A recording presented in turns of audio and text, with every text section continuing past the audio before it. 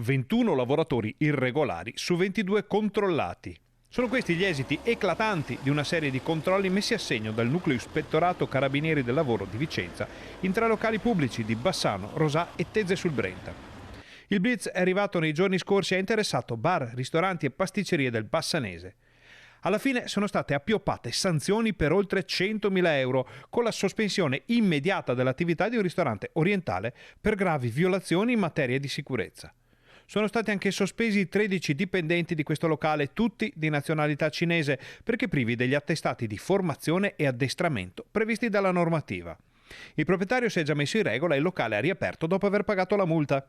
In un altro locale sono state trovate 3 persone al lavoro per le quali non era stata attivata la procedura della chiamata obbligatoria per lavoratori intermittenti nei modi e nei tempi di legge. I controlli del Nucleo Ispettorato Carabinieri del Lavoro vengono fatti per verificare il rispetto delle norme sulla tutela della salute e della sicurezza dei lavoratori e per prevenire e reprimere il fenomeno del lavoro in nero.